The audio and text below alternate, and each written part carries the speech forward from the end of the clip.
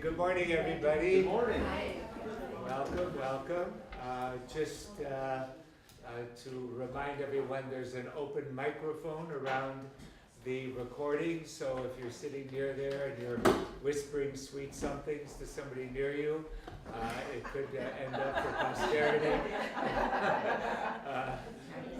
You have the newspaper behind you. I mean, all kinds of possibilities with such recordings. Okay, so we're welcome to this meeting of the Petaluma Community Relations Council. I'm Rabbi Ted Feldman. I'm the rabbi here at the B'nai Israel Jewish Center. It's wonderful to have you here. This group formed after the 2016 elections as a result of all of the activism that began to be developed in our community, the various groups who were forming and wanting to find a common place to sit at the table and figure out how we're going to live as a community together, promote dialogue for differences of opinion in our community, and offer that to our community. So that's why we're here. We're still doing it. It'll be 2 years, right, since the election. So that's hard to believe already, isn't it, in many ways? Those of us that sat around the original tables here in those days. So it's an honor to have you here today. I would like to introduce those members of our coordinating committee who are with us today. Elise Hempel is here, and John Kennedy, and Faith Ross. Phyllis is not here yet. Phyllis Gaji, Naomi Crawford, Luz Weyer, who's out of town, and Peggy Sibera, who's right over here. So it's great to have all of us together. I'd like to ask Elise to read our mission and vision statements. She does it dramatically. That's right, I do. She has a dramatic reading of it. The mission of the Petaluma Community Relations Council is to serve as a coalition of individuals and groups promoting the values of respect, appreciation, and understanding of diversity among all people in our community. By fostering positive human relations, we identify and confront discrimination, respond to the needs of our community, and serve as a source of information and advocacy.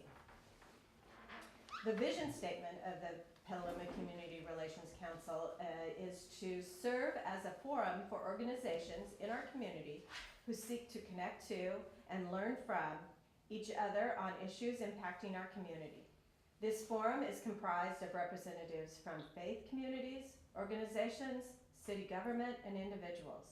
The council will hold discussions, seek community input, host guest speakers and community events, and when there is a consensus to do so, develop and promote messages and activities in accordance with the mission statement. The council does not endorse any political party. It does endorse and support the health, safety, and welfare of all members of our community. Okay, thank you. Some of you may have seen the brochure that we prepared that was available on the table out there. I hope that will accompany you home. And if you have any questions about us, please let me know, Erica Stewart, and we'll be happy to respond. Okay? Any questions or comments before we start? I'd like to, everybody want to know why the cones are out front? Oh, I knew that was a question. See, I could tell that was a very, so we have a preschool here at 9 o'clock and we needed to keep the space for drop off. That's so very simple, very simple. There are times, because we are the synagogue here in town, that we've had to put those out there for security purposes and park police cars out front when we've gathered. So those are other occasions, and our police department has been very responsive to the synagogue and to our community, given what's been happening in our world. So that is the reality of today. Somebody asked me last night, we have a little interfaith group here, how we put up with that or how I handle it, and I said, well, in ancient Egypt we lived along the Nile. That's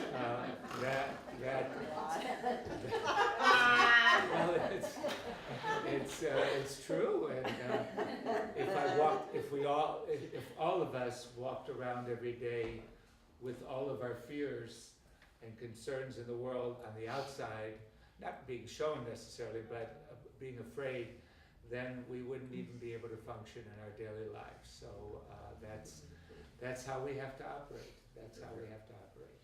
So I'm honored that you're all here this morning. We are very well protected.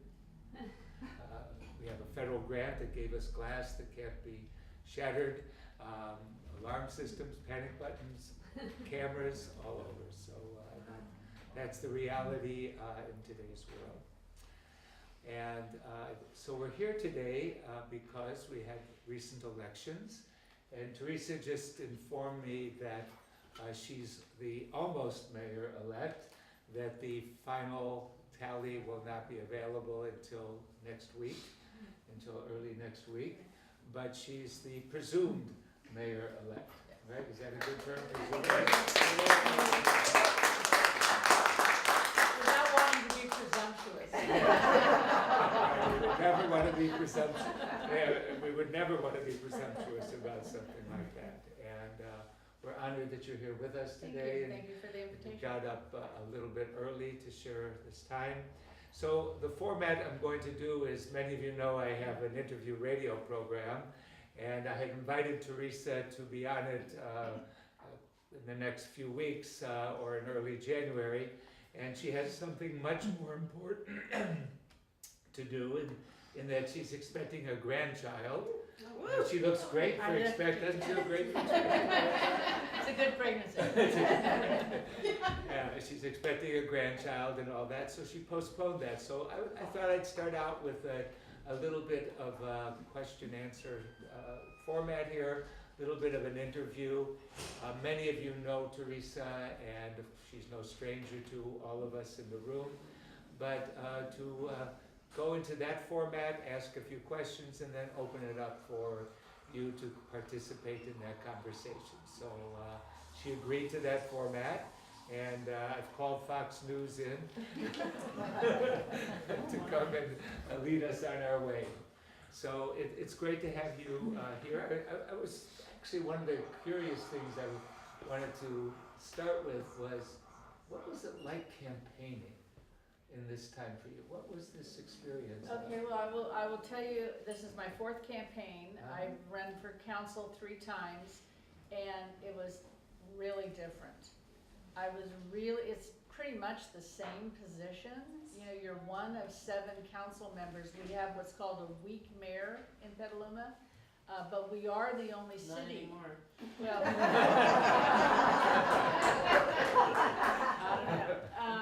we had, oh, thank you. Thank you. Very sweet, Barry. Thank you. I think 3 things probably made it different.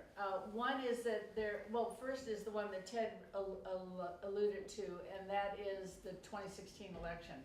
I think that just has galvanized a lot of political intent, and people who felt like they were always sort of politically conscious have also started to feel like, well, maybe they weren't that politically active, so maybe now they should probably do something. So people were looking for things to do, and I think hence this group. But secondly, there was an attempt to remove the direct election of the mayor in Petaluma from the voters to the city council members, as is done in other city councils in Sonoma County. We're the only city that does a direct elected mayor. And it was really boneheaded. It was politically tone deaf, and the timing just couldn't have been worse, because it was at the time when I think every one of your email accounts was blowing up with anti-gerrymandering emails and please sign this petition and voter suppression, and people just felt, why would I want to have my vote taken away on something? And in fact, you know, since then, and that was my thought about what motivated people, but since then I've had so many people who continue to say they want to vote on things that they haven't voted on before. So I think there's a little bit of a reaction where people want their say on everything. And so, well, I don't think that's gonna happen. I think representative democracy is really, even for a town of 60,000, trust me, you don't wanna be voting on the budget. You know, because what would happen is you'd end up with the same few people voting on things all the time, and then everybody would say, well, you know, I'm not gonna read that, you know, so why should I vote on that? So anyhow, I think it's good, but I do think those were the things that motivated people, and as a result, I had so many people come out of nowhere to volunteer, that in addition to people who had been volunteering for all the past three elections, and then there's always some new people that you've met along the way, but there are people who I've known for years who just said, I'd like to do something. And, you know, and it was like, you know, usually what I do for an election is I walk precincts and I knock on doors, and pretty much that has to be me. Because even though it is nice to have a surrogate, and I did use surrogates and I have in the past, people really want to see the person who's running for office be at their door. And it does make a huge difference. And this year, every year I do, every 4 years, I do a little socioeconomic review. And it's like, what was different this time than last time? And, you know, in '06, it was my baseline, so it was just what I assumed everything would be like. In '10, so many houses were empty. You know, there were so many homes that didn't have for sale signs on them, but just weren't there. You could see through the window that there was nothing in there, or that it was very sparse and it was getting ready to be moved. And so in '06, like at the end of October, I wasn't going to houses that had for sale signs. I figured, you know, they were gonna be gone and I wasn't gonna get their vote anyhow. In '10, I was going to every house that had a for sale sign. It didn't matter because things weren't moving, and maybe people would move in or stay there. But you could see the lawns weren't being kept up. It was just a real clear indication that things had changed. In '14, things had shifted back, where you saw most of the houses were occupied again, and there were very few for sale signs, and when you saw them, they were going quicker, and they weren't lasting for a long time. So you can see the economy was moving in the other direction. So that was kind of interesting. You also saw fewer people at home in '14, but still a good number of people at home. And you also saw a few packages on people's doorsteps in '14.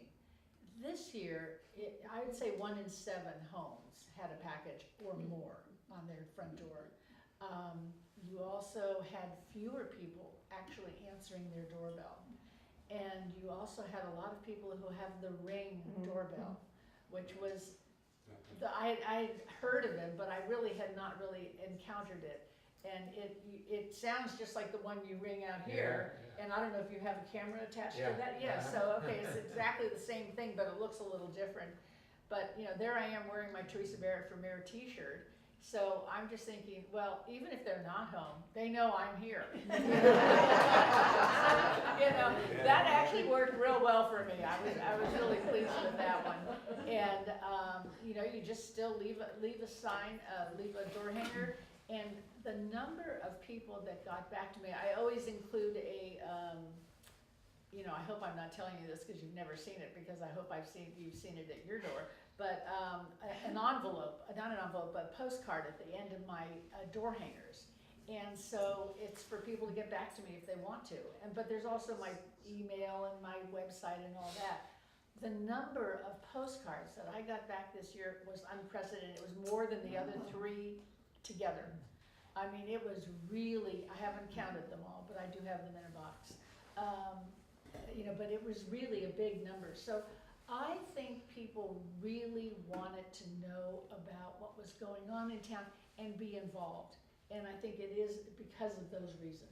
Yeah, and I think a number of people, knowing my involvement in the community, asked me what they're new to Petaluma, or they wanted to take on what was going on in the community, because they were really interested in the local elections. I think that was important. So how did you get into this public business? What was there inside of you that motivated you? What was your passion? Well, I think, well, you know, the short answer is that I was on the planning commission for 6 years. Okay. And I was termed out because you can't serve more than 8 years without taking a year off. So I couldn't run, I did half of somebody's, either Clark Thompson or Mike Healy, when they got elected, were on the planning commission and they had to give it up. And then David Glass and I got those 2 positions.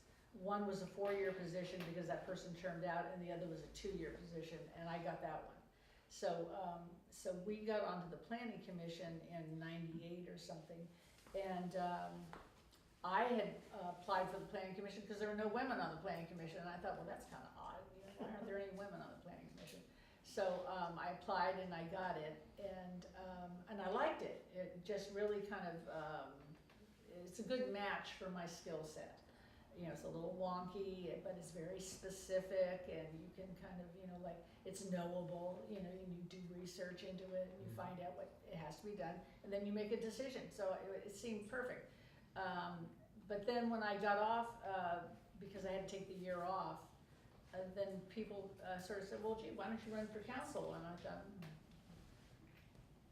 not the same thing, because council is not, you know, wonky and, you know, specific rules, and you know, you tick the boxes and you say yes or no, and based on this reasoning.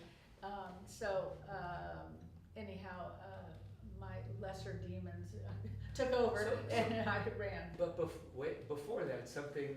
Oh well, you know, what is there in, you know, your upbringing, your that.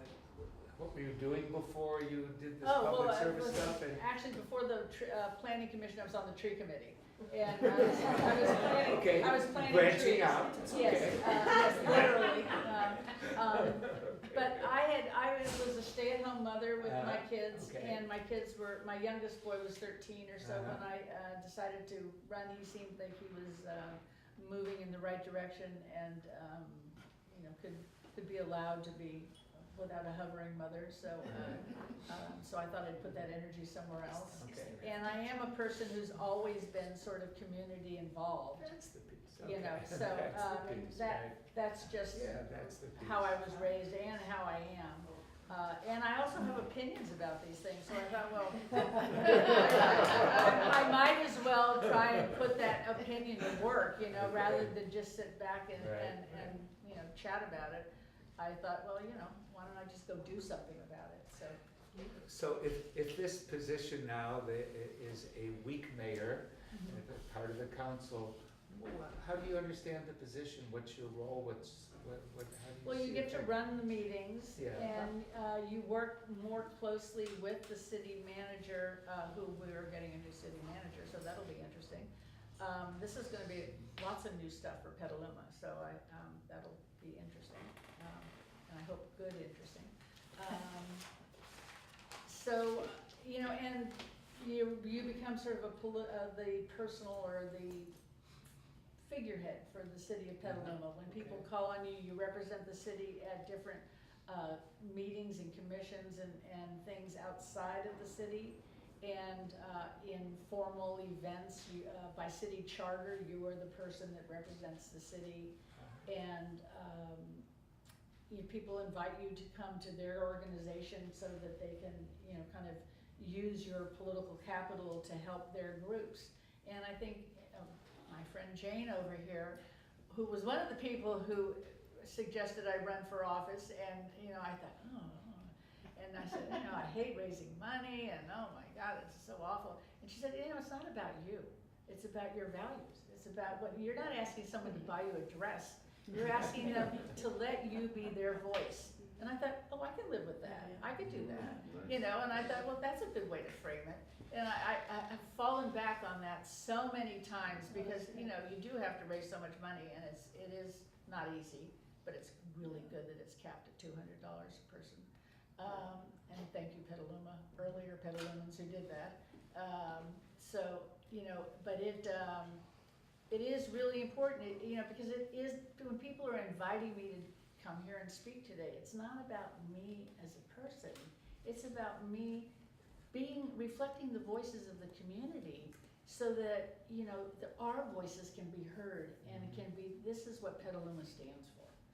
This is where we wanna go, and that's what I try to do. And you mentioned the city attorney, any ideas about the criteria that the City city is looking- manager. City manager, I'm Yeah, sorry. I was gonna The say. city ma- yeah, Yeah, right, sorry. city manager. Any criteria for the person coming in? Oh, yeah, there's a Your whole thoughts lot, and- there's a and whole what- lot. what We've you're thinking actually, about it. we've already had, we had a subgroup that went together to kind of hone those principles down. We talked about it in a closed session meeting, and then a subgroup of the actual mayor, David Glass, and the two council members who were gonna be continuing, two of the three. It's because you have to have a minority on a subcommittee. Sat together and worked out, you know, exactly what we were looking for, the strongest things we were looking for, with input from the other people from the earlier meeting. And now we've put out an RFP, I guess, or I don't know what you put out for, a city manager. And we've got a bunch of people who applied, and now we've sort of done a first culling. And we, have, I think, about 7 people coming on the weekend of December 15th and 16th, for us to do reviews of. And it'll be, because of the nature of the timing of this, it will be the city council, the sitting city council that will be on one panel, and certain department heads, representatives of some unions in the city, and the 2 council member elects will be on the second panel. So we will have the input from both of those groups, and I think that's really good. Sometimes when a group is looking for a new person, for somebody who's been there a while, they start with the criteria of what the outgoing person was not, right? What was, you know, we wish he would have done this, we wish, has there been some of that involved in this, and that's not a critique, No, I mean, no, we all no. have our critiques and stuff. No, actually, I think there's been a lot more of, we want someone who has the same kind of fiscal skills that John Brown has certainly had. John Brown, for those who aren't, like keeping contact with exactly our schedule all the time, he arrived on April Fool's Day of '08 and just watched the economy implode. And he did a yeoman's job at keeping us afloat and building us back up, and keeping our firings and laying offs to a minimum, and keeping city services as full as they can be, and they are very minimal, very stretched. But he's done a wonderful job, and I think everybody recognizes that and is looking for that skill in addition to other skills. Okay.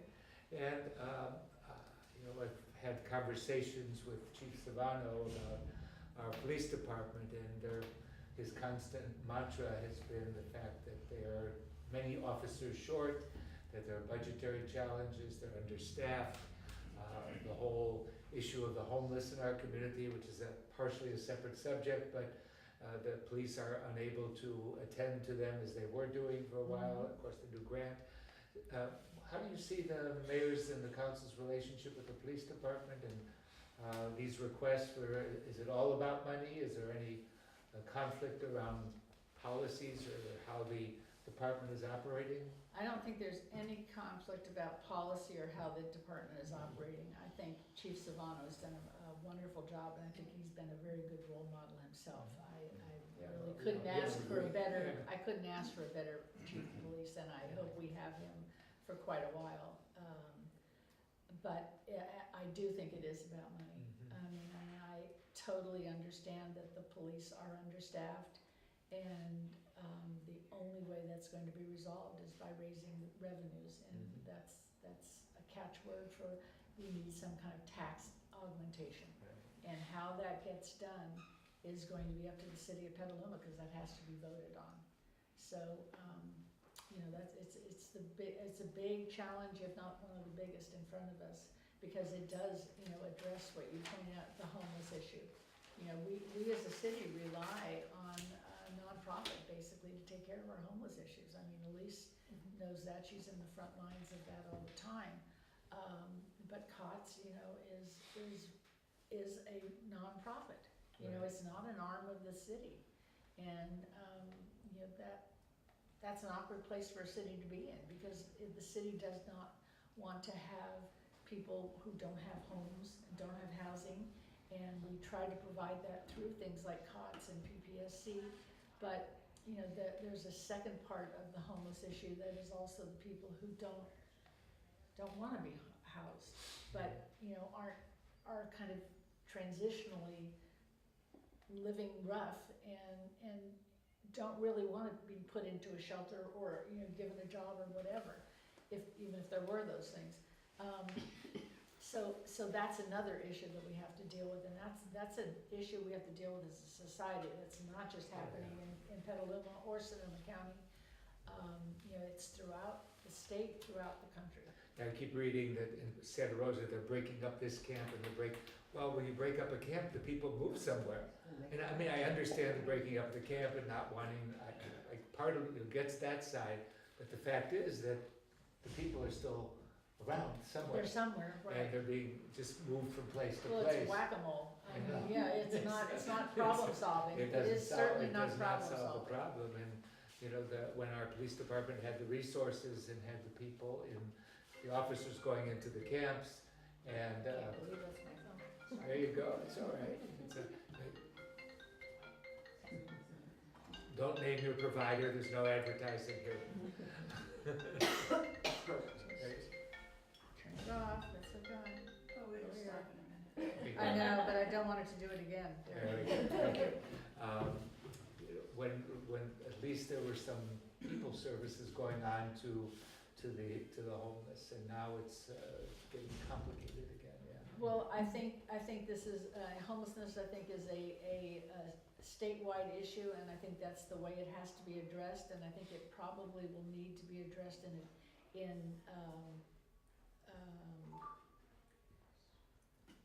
with the issue of housing issues, you know, and I think both of those have to be addressed, and I hope that our new governor will be helping us with that. I see that Santa Rosa has just adopted its own anti-gouging rent control law, and I know we're appealing to both Governor Brown and Governor-elect Newsom, who is not probable but is real, that they extend that, and you know, and that's only one help. You know, I've spoken to people here who are very concerned that on December 4th, if that rule lapses and it's not put in again, I think it's December 4th that it's lapsing. Thank you. That landlords will just leap to increase their rents. Now, I don't have that fear, because I guess I have a little more faith in people. But I hope I'm right, you know, but I more than hoping I'm right, I'd like to have the protections in place, because I don't want one person to be thrown out of their house because someone raises their rent because they can. You know? Yeah, and it's likely to happen if there's not a regulation in place. Yes, absolutely, and that's not enough. I mean, we need more, and we need more grants for the police to actually, you know, deal with homelessness. But even if they had that, right now they need more bodies, and so that's something we have to try and address as well. They need, so the financing for that, and of course, the other issue that goes with that is the roads. That's another, fixing our roads and the Well, potholes. the needs list is The endless. needs list is Yeah, right. constantly endless, you know. Yes. I have a friend of mine who said, called me, he said, I finished my to-do list. I said, to-do list, there's gonna be another one tomorrow morning, you know, it's never over. But the roads thing, we did dodge a bullet on that with so this is the defeat of Proposition 6, which allows the gas tax to continue. And the gas tax provides the city of Petaluma with $1 million a year dedicated to road repair. And you've seen Caulfield's been repaired, you've seen Magnolia's been repaired, 6th and 4th Street have all been totally renewed. And these are just the beginning of that. And of course, we're starting from negative numbers, so that's not a good thing. We are the worst in the county. But we at least have a pot of money that is going toward that work. So that is a good thing, that it really is a good So thing. what do you see as the sales tax, is that, what do you Well, particularly you have? know, up until recently, I was under the impression that the county was going to be instituting a sales tax at the beginning of 2019. They were gonna put that on the ballot. I've talked to a couple other supervisors who said, maybe not. And, you know, to me, that just means they don't think they can get it through. But they are looking at something, I'm not sure what it is. If they're not looking at a sales tax, we may, you know, I don't know what we, you know, that's going to be what we think can pass. And I interviewed with the firefighters and said to them, you know, if we do this, you're gonna have to be out there knocking on doors too. Because you have to convince people that, you know, even though you're already over 70% of the general fund, you need more money. You know, because that is how, that is the percentage of public safety, is, you know, $7 out of every, you know, 10 goes to public safety, and it's not enough. And, you know, look at our parks, they're not looking so great either. I mean, look at the roads, look at everything, you know, other people in the city don't make as much as firemen and policemen, but they do a lot of work. You know, our wastewater treatment center, our, you know, all the finance people, everybody is working hard and working at lower numbers than they were in the past. So, you know, we actually have to win the hearts and minds of the voters of Petaluma who don't like taxes. Petalumans do not like to pay taxes. And, you know, Ted mentioned before we started that he might try and talk about the nation as a whole. And, you know, one thing, we certainly are representative of Californians. Right, that right, we don't like taxes. So Right. if you like public services, you gotta get your mind right about taxes. Yeah, so sometimes the question is asked to you, I'm sure, like, when you're mayor, what are you gonna do about, right? So, as if one person Yes. is in this position to, and that's quite a challenge to have. Yeah, put to you all the yeah, and time. then you just have that real boring discussion about weak mayor, strong mayor. And then, Yeah, but even a okay, even- all right. even a Next strong question, mayor- yeah. Even a strong mayor, you know, it's Yeah. still, it's a representative government, but yes. Yeah, it's, somehow they have a little bit more power. yeah. Do you miss that from the position? Oh, Do how you- could you miss it? You don't Uh, have but it, you know. No, No, were you do I wishing? ascribe to it? No, I don't know. Okay, that's what I Yeah, did, right. You know, I didn't think you did. yeah, no, but- I know, right, it's right, right, not, yeah, I wouldn't be living here. I'd be more competitive if I was that person, I Right, think. right. Yeah, I'd be more It's a aggressive. different, it's a different setting. Yeah, All right, we've talked enough up here. Enough. Let me, you know, offer this, any questions or concerns that you want to address? I actually have two questions and they're very different, so I'm gonna ask the first one, which has to do with revenue. I'm curious about the process of having a marijuana dispensary in Petaluma, like what the progress is on that and whether or not that's something that's already been brought up in the councils, and because I see the dispensary in Cotati making so much money for that town, and I wonder if there are statistics on how much Mercy Wellness has provided for the town of Cotati in the form of taxes, because it's a 20% tax, right, on marijuana, and with the security issues, what they've encountered, because I know there's statistics, so it's not an emotional issue, but really a fact-based. Okay, and I don't know what those statistics are, and I think that Santa Rosa has really moved in the direction of sort of embracing the cannabis industry as a tax resource, and I know Sebastopol also has at least 2 dispensaries, and I think all of them are doing really well, and I don't think there have been any safety issues around them.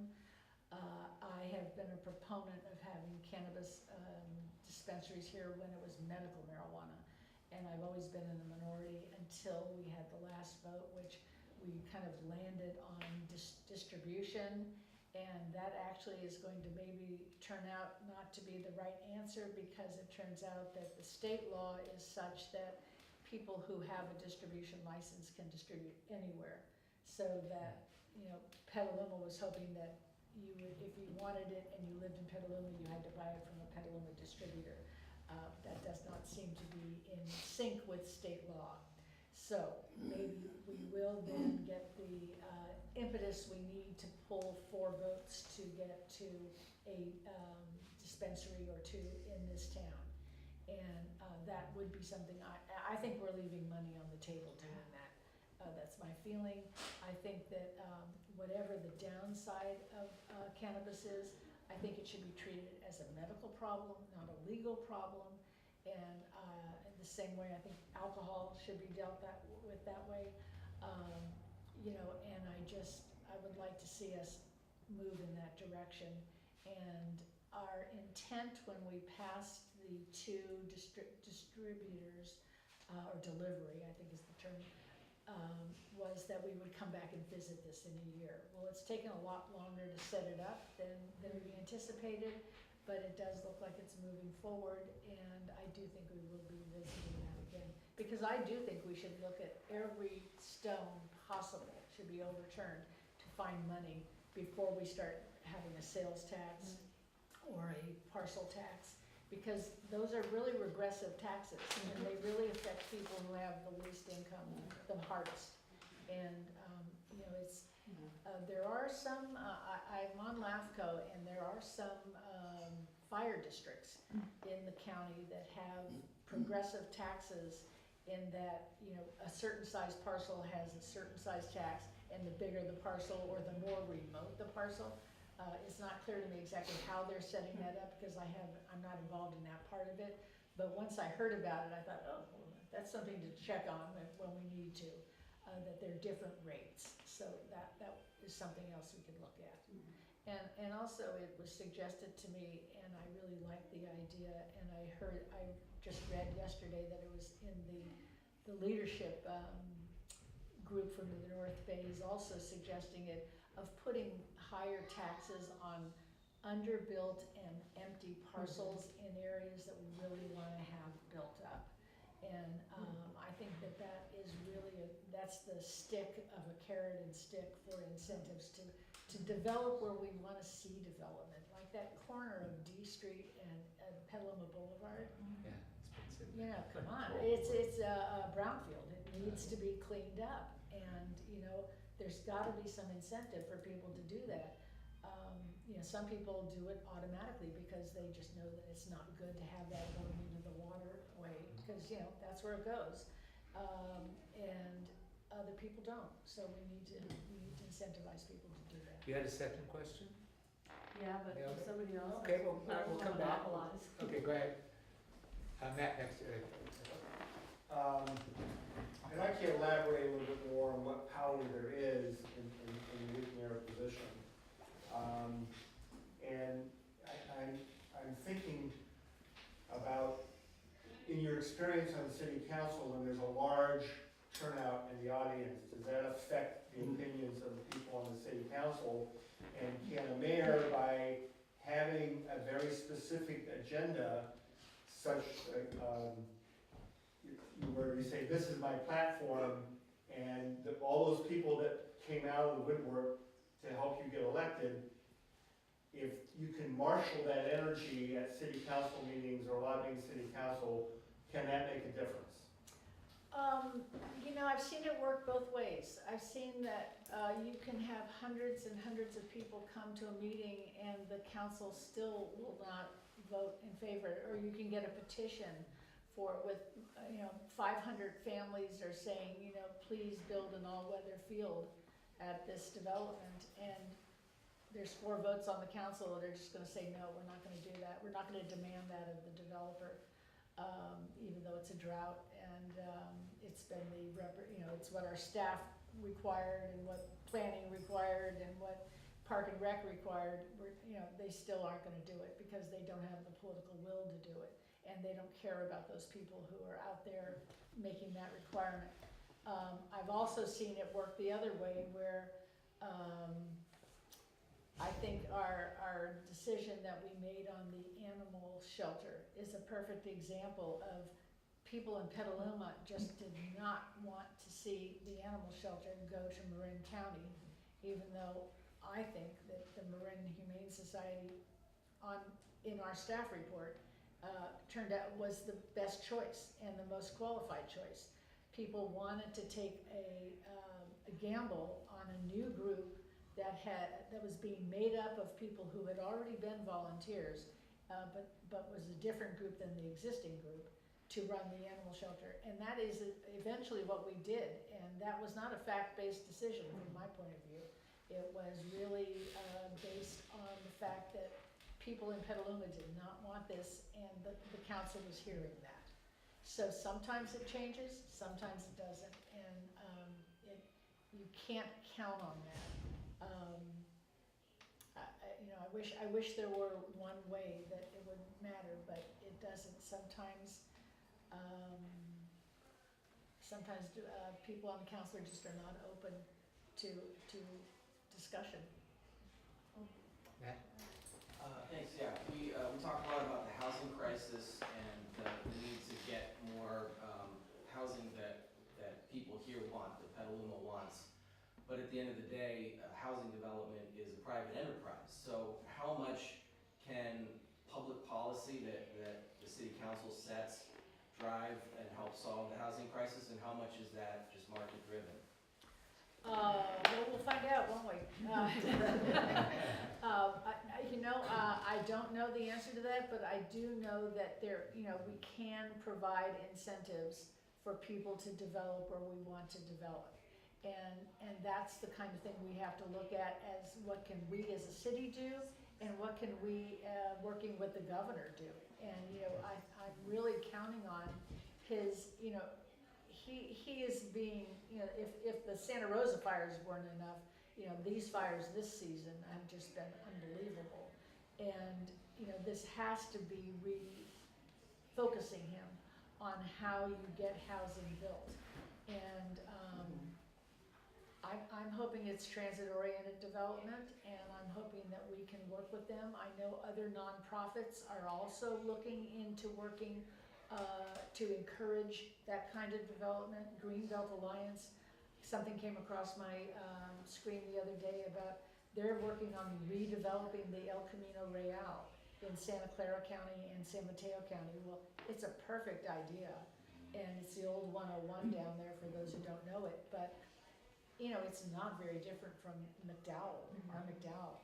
McDowell is a good street, that, there was a group that wanted, when Freedman's came in, they wanted to develop that in such a way that Freedman's would be where it is against the freeway, but that the rest of the development would be more like 2 and 3 stories with a commercial on the bottom or restaurants on the bottom, so that you would start providing a place for people to live and to come to. The big problem on the east side is, you've got beautiful walks along the urban corridor and everything around there, but you don't have any place to end up at, and that gathers people. And if we can start building that, that would work. And so I'm hoping that we are gonna get to work with, state incentives, whether those are tax incentives or other kind of, density bonuses. I'm not sure what it is, but, we have to have it be something that works for the city and works for the developer. And I think those things exist. I'm Barry. Teresa, I've heard you talk today and other times about the need for regional planning, especially for housing and for some other issues. And I have two interests about that. One is I see the strong need for it. I'd like to know how we in Petaluma can help support regional planning, and also how we can address the very vocal group that sees it as a threat to making America great again.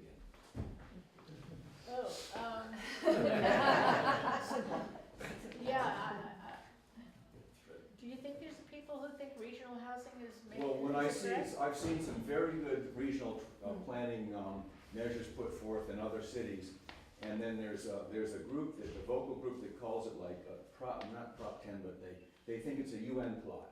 Oh. And they're quite vocal. It's a conspiracy sort of theory that I think, and then they write letters to the papers and so on, so that it seems to be a voice that either to, maneuver or address in some way would be helpful. Okay, well, I haven't heard that, but I think it's the answer to that, I think, is that, that's not who we are as a community. I mean, I think the fact that we were happy to respond to the, that it won't happen here, not thing, resolution that the council didn't even have a qualm about. And, we just wrote it up, and that was through group pressure, Chip. I mean, that wasn't council driven. And it was really a good response, I think. But, there was an element in this election locally that was about, and it often comes up about that, I've been living here, and my family's been living here, and my grandparents have been living here, and I'm being priced out. And I get that kind of anxiety because, you do kind of feel like you're grown up here, and if you wanna stay here, you should be able to. But, it's a slippery slope to, what is it you exactly want it to look like and keep, does that mean we keep out people? Does that mean we keep out other people? I mean, how do you define taking care of the people who are here? It doesn't have to be at the cost of other people, and we can do that through better development and developing in the way that allows people to work here and stay here and have a good job and be able to afford to live here. And so I do think we don't want to have an idea that building denser houses isn't going to bring the wrong people, but I don't want to turn into Marin either, where you just have a lot of people who can afford to live here but not work here, and that doesn't work for me as well. I mean, I really do want to see us provide housing for people who can work here, and I also think I was thinking about project labor agreements the other day and thinking, well, part of the good thing about those is that they give jobs to people who are in unions, who are getting paid well, who can then build the houses that they actually might be able to live in or afford to rent.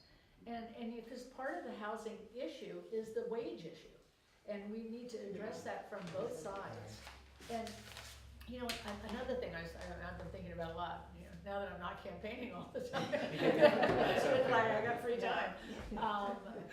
In Denmark, I believe some of the building trades actually use their retirement pensions. They invested in multiple housing, and they build it. They get jobs for their people, and then they first served are their retirees. But if there's extra room, and there always is, because they build them big enough, you have other people. And so, the rents are stabilized and they are maintained, and it's a great return on their investment, and it's great for the community.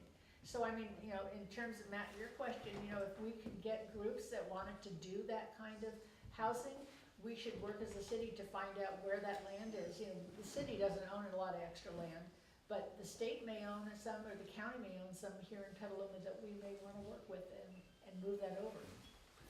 Daniel? I wasn't actually gonna ask this, but you just, talking about that makes me wonder what role there might be for the city in helping to develop alternate models of ownership, like, community land trusts. I mean, we have agricultural land trusts out in the west part of the county for conserving agricultural land, but what about, community land trusts for setting aside land for housing in the town that is taken out of the speculative housing market and, set aside for residents. Okay, well, I will tell you, the city has almost no role in that, because we don't own that land. Right. And we don't have the money to actually buy that land. So, that would be probably some kind of foundation or some kind of nonprofit that comes together that would want to work with, like, our equivalent of MALT, but, like Open Space District, but that's for ag. And Right. maybe, that is a new model that, maybe Miss Elise here, put on to one more thing, because she has nothing but time. Yeah. I mean, there's the most busy woman in the room. Right. But, that is not a bad idea. I think COTS has kind of worked with that a little bit with their transitional housing. But, you need a group that has both housing experience and government experience to come together and form something, this new group like we were talking about, but that would certainly not be the city that would do that, just because we don't have that resource. Yeah. Yeah. Can I ask the question I was originally gonna Sure. answer? Is there kind of a scorecard being kept on the large-scale commercial development that's happened over the last few years, like at the Deer Creek and down on, the Kenilworth, Target, in terms of, as we're going forward and looking at more development, how have those developments impacted wages, transportation, the tax base, and so forth, so that we can say, did that work well for Petaluma or not? Well, prospectively, there was a fiscal impact report that was done on that we did to analyze those projects and assume what kind of effects they would have. Retrospectively, I don't think there's been any study done on that, but I will say that neither of them is producing the kind of sales tax revenue that was anticipated. And Deer Creek, the one where Friedman is actually anticipating putting in housing now, which, if they had only been open to that idea when the whole project started, the whole project could have been built in such a way that would be so much more kind of urbanly interesting, as opposed to now having a clump of housing over by the north end of the project, rather than having it integrated in so that people could be walking to someplace to eat tonight. It might have been a much better project. But so I think they're both holding their own. I don't think that they're, like just dancing out the door with, this was a winner. I mean, you can't throw 700,000 square feet of retail on a city within a few years and expect that it's going to do well. And in addition, it came at a time when the economy was, just coming off cratering. So timing was not good. So there's still potential there, and I think, you can retrofit it. The Target Center itself has, a lot of opportunity to see what it can do in terms of what is going to happen at the fairgrounds in the future. And that is something that will come up probably in this next 4 years, because the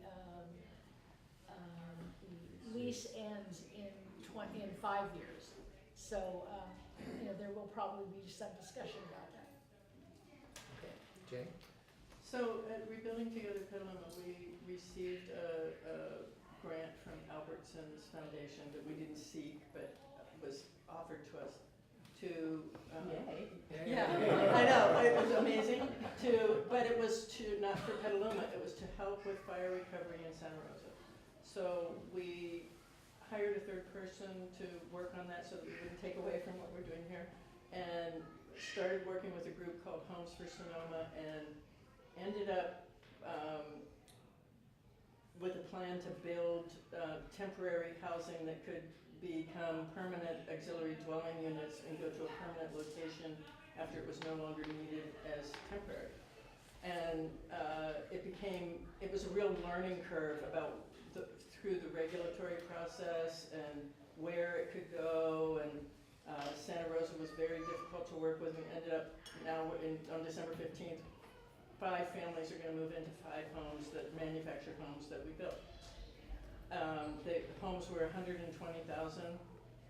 complete with everything, and they, well, not with the setting them down, but they're about 450 square feet. And so it started me thinking that Petaluma, that there's just a bigger solution that government can play a role in, that the city of Petaluma should maybe start a think tank about housing, thinking around to house people who don't have homes. The people who are without homes, not people who can have middle income and do rentals. Yeah, the market seems to be taking care of that. Right, but to help with the homelessness problem, and I just think we should have a think tank, and out of that think tank, there's probably a lot of resources between PEP and Burbank and at PPSC and anybody having anything to do with housing and the city and the city housing coordinator to brainstorm solutions like that we can build something and put it somewhere in the city, in several locations in the city, to get people off the streets who are willing to get off the streets. Well, I think in light of what the city can do, I think the city needs to have some kind of sustainability officer. Or someone that, actually probably should work with Ingrid in economic development. And sustainability, does mean affordable housing, and it does mean housing that's affordable once you buy it, that is green housing, and that is, so much of what would allow people to stay in their houses if they had solar power, if they didn't have to rely on our electric bills and things like that, and heating bills. And, I think we really, not only do we as a city need to move on this, like, it's clear that the whole country, the world needs to be moving in this direction. And it is something that, people aren't comfortable with it because it's new, but I think we have to just say, look, the situation's new. We didn't have 5,000 houses burned down in a week once. And, we didn't have, now we have, 13,000 buildings burned down in the Butte fire. And, that's not next door, but it certainly has impacted our air. And, those people are going to have to be somewhere. Right, and they're gonna come to more populated areas. Yeah, and There's more really, opportunity. as getting back to the wonky part of me that I loved in planning commission is, you're just saying, we really shouldn't be building there.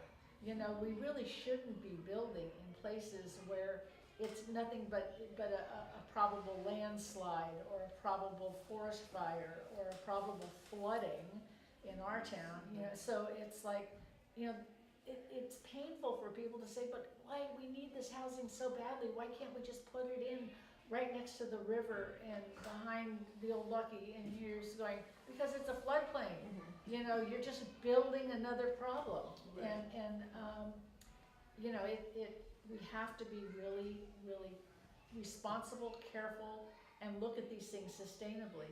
And, I think that could happen. And I think there's a solution just a little bit beyond our reach, and if we pulled in enough resources and just a think tank to. Well, there are some places that, like the Council for Infill Development and things like that, kind of already exist, that we may be able to pull from them rather than having to recreate the wheel.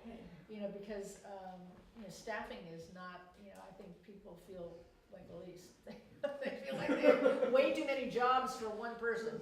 And, it's true that we need to have that done, but that costs money and we need to hire people, and that's not happening.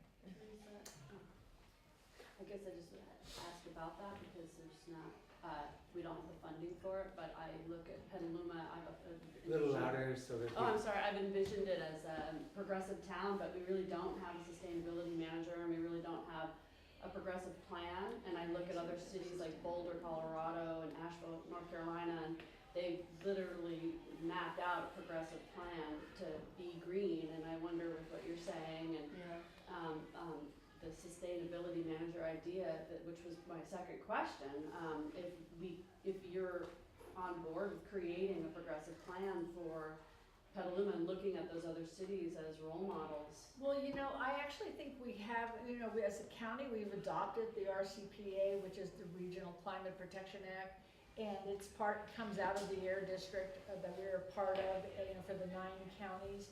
We have a lot of these things in place.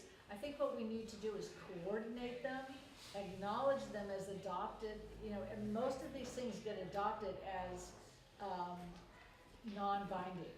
And we need to say, okay, that doesn't make sense. Either you've adopted it or you don't adopt it. And if you've adopted it, let's put it into practice. And we have a goals setting session that will come at the beginning of this election. The new council after the January of 19. And once we get the new city manager on board, I would think that we would then set up a goals session meeting, and it's open to the public. people should come, people should, you know, lobby about what they want ahead of time. And we should really, you know, set the goals that we've used for the next 2 years of what we wanna see us do. You know, so it's some of it's long-term, but a lot of it is like, let's get these things done. And part of that is, you know, raising taxes so we can get those things done, if that has to be done. I was thinking when Naomi was asking about the cannabis distribution, and you mentioned that the medical model as opposed to the legal model dealing with the implications of it. And I remember in the 2010 election, there's one statistic that stood out to me was that there were, at that point, and I have, part of it is part of the question is what is it today? There were 350 places in Petaluma to buy alcohol. Right? And yeah, look at that look. She's look at her face over there. And Without the security. so, I mean, there is a relationship between the availability of alcohol, obviously, and the contributing factors to drunk driving and children, underage people getting. So I don't know if the city's dealing with that issue in any way. Totally different than the housing, totally different than this.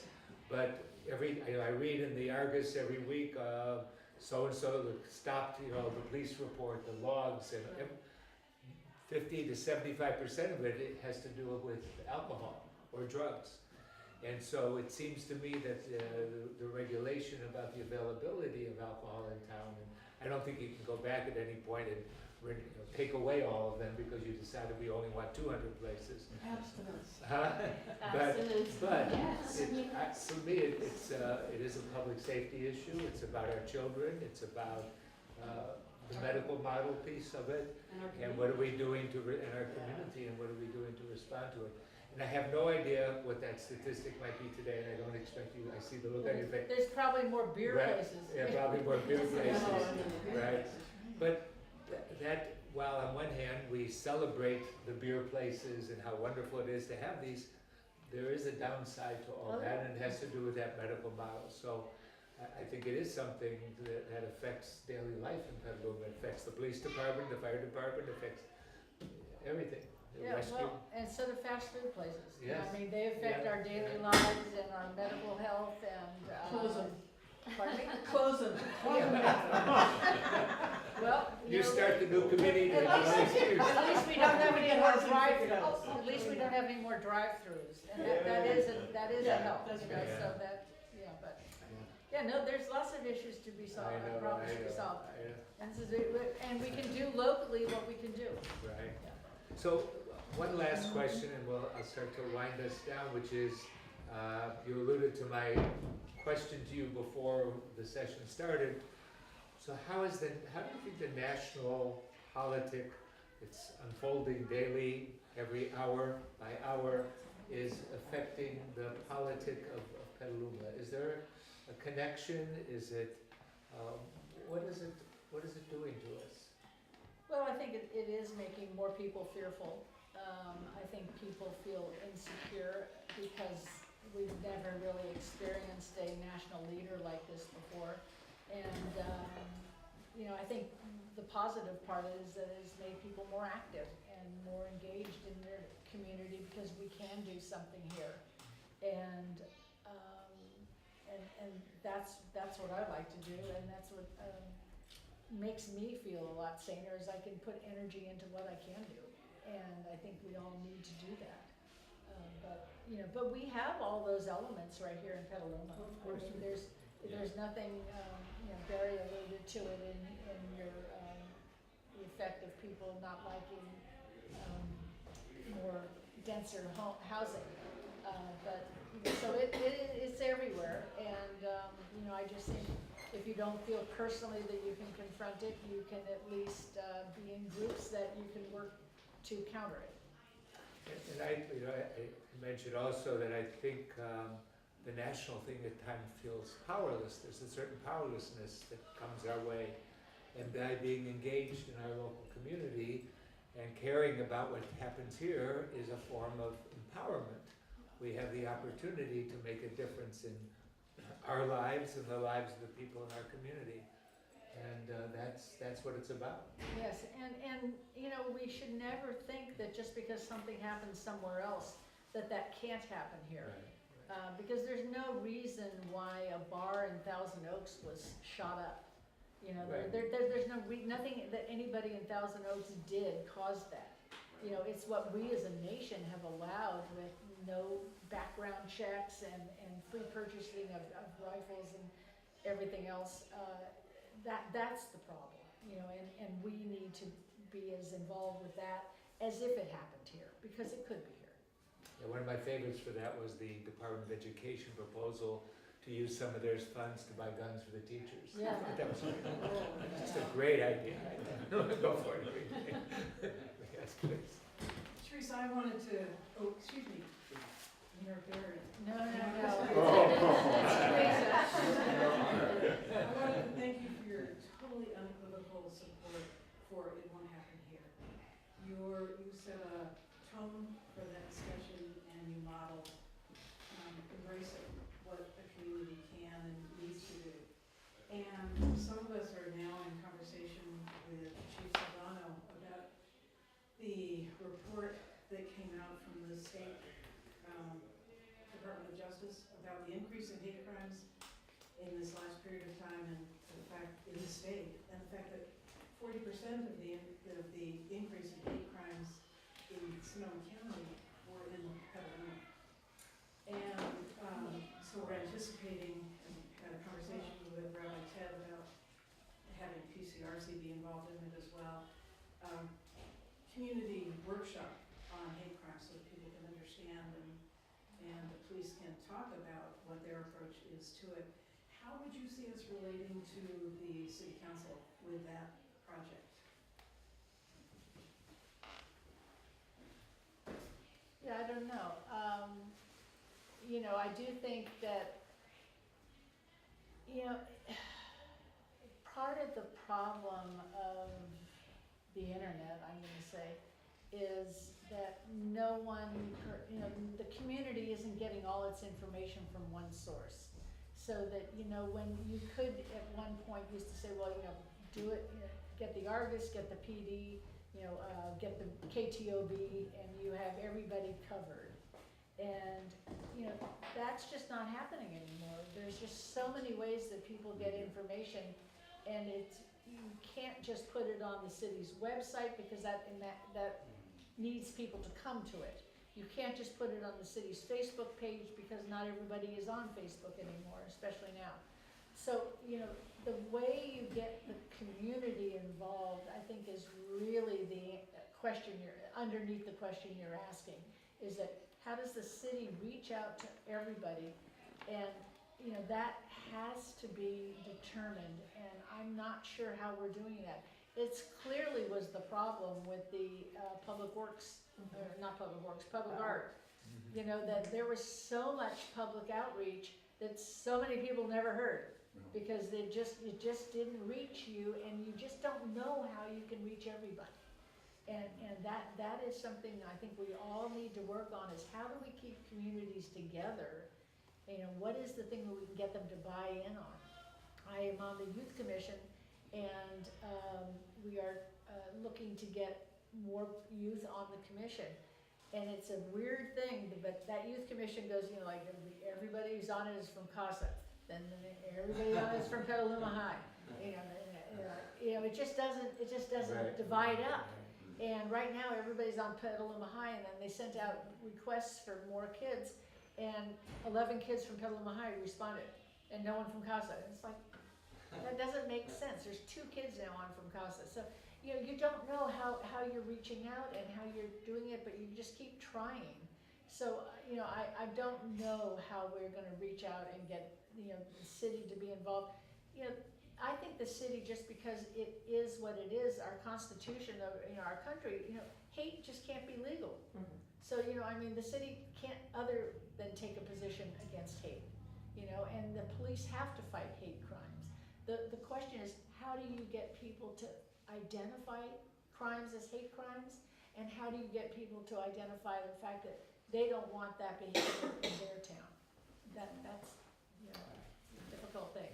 It's, yeah, this era in which we find ourselves is so complex. A couple of weeks ago, I sent out a note about, it was Kristallnacht, which was the beginning of the end in Germany before the Holocaust, and I got 2 responses came back in an email, in emails right next to each other in my email box, and the first one said, nationalism is not wrong, nationalism is good. Nationalism, you know, from the Jewish people, the Israelis love their country, nothing wrong with loving your country and doing all this kind of stuff. And please don't, because I referred to nationalism and what the dangers of it as happened in Germany. And the other email said, I was born outside of this country and I'm building a home there now because I have to leave, because it's not safe here in this country anymore. So right next to each other, these 2 things telling me how great America is, right? And how wonderful what's happening. And the other one saying, I'm getting It's not out of working here. for me. And how, you know, how we bring these disparate pieces together to heal and to come back together is such a challenge. And accept that people are different and that we have an opportunity in our country to accept diversity and celebrate the diversity that we have in our country. I want to thank, I'm going to call our, Can I say something? oh, sure. Okay, I just retired from the city and county of San Francisco, and for several years I worked with the Human Rights Commission, and I actually staffed a committee and I worked with the commission. And hate crimes was an issue in the city, you know, against religion, especially after 9/11. And the other issue had to do also with the sexual orientation and also race. But I think one of the things that, you know, maybe Petaluma may want to think about doing is maybe inviting like the Human Rights Commission from the Sonoma County to see, you know, what reports they have, right? And then also through the police, you know, there's also reports on hate crimes, but sometimes the police may have a difficult time or don't identify, you know, hate crimes, right? So I think, yes, we are in a period where it's very volatile, and I, you know, just listening to this other lady that was talking about the hate crimes in Petaluma, you know, and it's a little disturbing, but I don't know where the reports actually came from, but I think those are, I suggest that, you know, doing something like that in the city, and it would be combined with the county and the city, so then the commission can come and then you can have maybe public hearings, or it can be combined with the city council and the commission. But those are just suggestions. So we've already, we Okay. are in touch, we have a commissioner from the Human Rights Commission who's on our coordinating committee. Last year, we had a meeting with the Human Rights Commission, so we are in touch, we have been working in touch with them and with the police department, so Good. it's an ongoing thing, and I know that the city council will pass a resolution, but that doesn't Right. solve the problems, but a lot of it has to be done on the local, you know, in the schools, the Yes. programs in the schools, with the Human Rights Commission, working with the youth in our community, all those kinds of things, And so. if I could, Oh, please, I of would like course. to just also say that, you know, we are down the number of policemen and we Yes. have funding for them. And I would like to see our police start recruiting people who reflect our community. You know, I think we need to have a lot more diversity in our police and in our fire and in the rest of our staff. You know, our council's all white. You know, we have very little diversity in the council too. And we really, as a community, we really need to start moving forward people who want to represent our community differently. And our coordinating committee is looking at some of these issues of diversity and sensitivity, and we're going to be preparing some programming for a little bit later in the year. Peggy is working on it and a number of, Probably end of January, we'll have a gathering about diversity. right, right. So we're going to be, that's our next agenda item. Well, it's almost 9:30. And we sat here for quite a while, but it was a wonderful session, and I want to thank we don't want to be presumptuous, we don't want to make assumptions. Oh, go ahead. Oh, go ahead. Possible mayor-elect. We want to thank our possible, probable, I'll even go beyond possible, probable mayor-elect. Thank you so much for taking the time to be with us today and sharing on all these ideas. And it's important for us to engage in these issues and to talk about them with each other too. And this was a perfect forum for you and having you here with us. So thank you very much.